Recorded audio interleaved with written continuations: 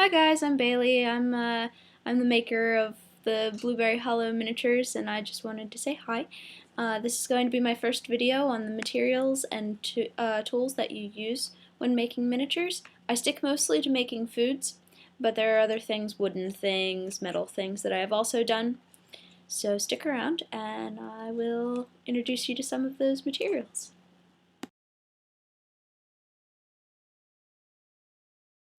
Alright, so the first thing we're going to talk about are the clays that you can use. When you're working with clay, you want to use a polymer clay because polymer clay is essentially what they do for this kind of craft. It's like the brand. You don't want to use something like From the Earth clay or Pottery Wheel clay. It's just, it comes in all different colors. You can get it.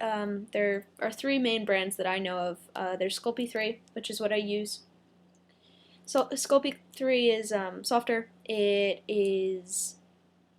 comes in so many different colors. Like I said, it's cheaper than most of the other brands, and it's great for beginners. So that's pretty neat. The other brands are Fimo, which I don't have any of, and Primo, and they're also good polymer. Like Primo and Fimo are the really good expert kind of clays. I just don't use them because they're more expensive, like $1 or $2 more expensive. So when you get them, they come in the 2-ounce bricks, and you can get them at your normal craft store, AC Moore, Michaels, Hobby Lobby, if you have them. And when you are working with clay, you should also have a translucent liquid Sculpey. It is it's liquid, like I said, and you can tint it with all kinds of different colors if you want. It also is good for when when you're making liquid creations, things like drinks, icings, soups, things like that. So you want that.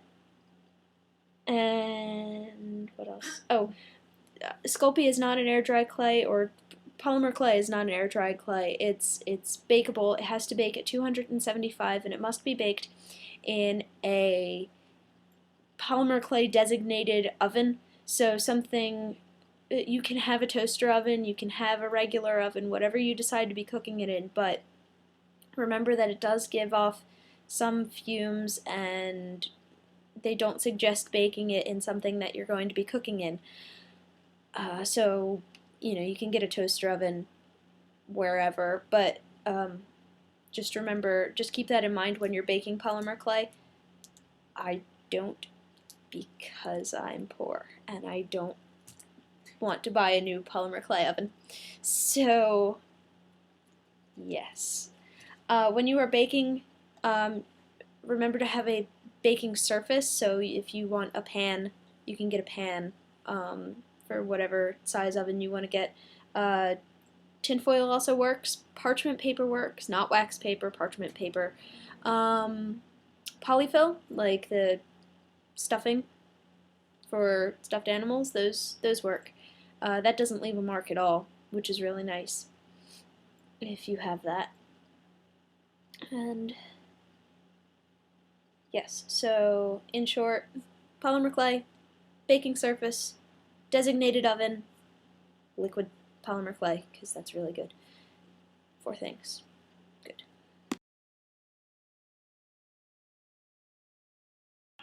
Now we're going to talk about shaping your clay.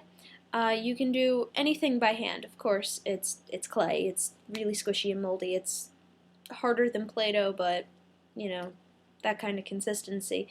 To do this, you can have molds. This is one I made. This is made out of polymer clay. And you put water in it, or you put powder, like cornstarch or something in it, and it will release the clay easier. You can also have a silicone mold. These are tarts and meringues that I bought. And you can also make your own mold. They have 2-part kind of kits that you can mix the 2 parts together, and then you put the thing that you want to make a mold of in it, and then you can make as many from that as you want. They have other kinds of mold kits. Those are just some of the ones that I use. When you want to cut your tools or cut your clay, you can use things like cookie cutters. Cookie cutters are great, especially the smaller ones, if you want to make sure that you're getting the right amounts of things. Like when you roll out your clay, some instructions are going to tell you you want 1 part white, 1 part translucent. Well, instead of just kind of eyeing it, you can use a cookie cutter after you roll it out. Great to use, awesome to use.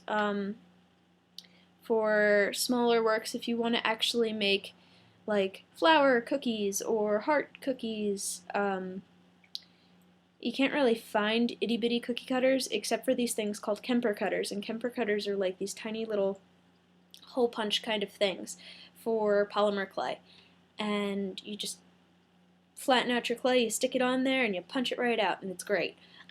If you are poor like me and can't afford Kemper cutters or don't know what sizes to get, because you probably get every size under the sun, you can make your own.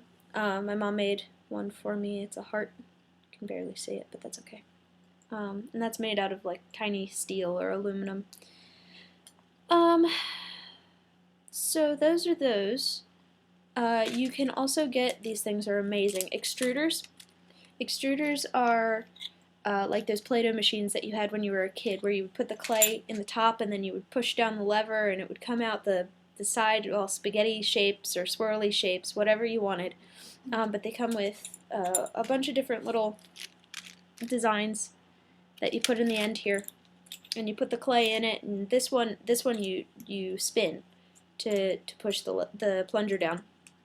The other one I have is you have to push it yourself, which is harder because sometimes the clay is really hard to get into it and it makes a mess and you destroy your hands. So if you go for any of them, go for one that kind of spins down.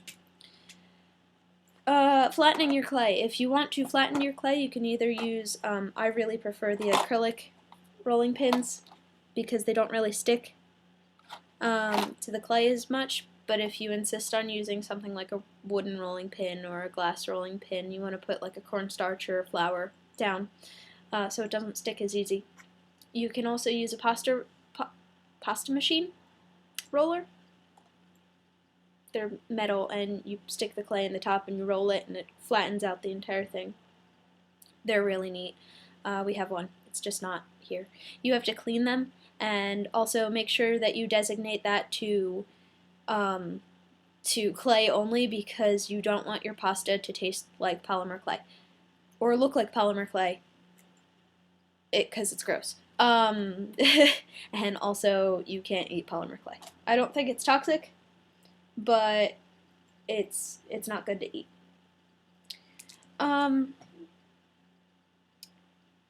Other things you want to use when you are working with clay, things like you want to work with textures. So when you work with, because when you're working on a professional level, you don't want to, you don't want your food to look flat. You don't want it to look fake. All food has texture. There's no flat surface food. Even pita, like flat pita bread, has a texture to it. So what you want to do is you want to get, well, I have the first easiest tool to use, the cheapest tool to use, a toothpick. A toothpick can be a paintbrush. Toothpick can be a texturing tool. It's the best thing ever. It's throwawayable. They're cheap. They're easy to use. They're easy to find.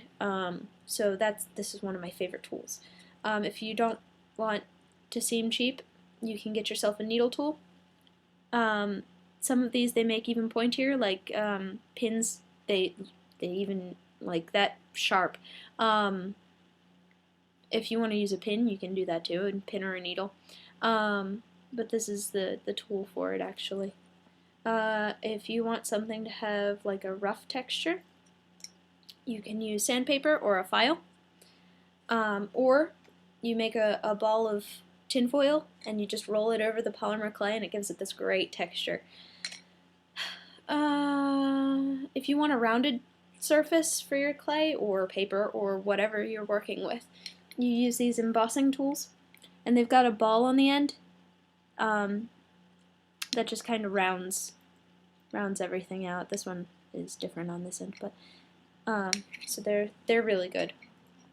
And I think that's it for this.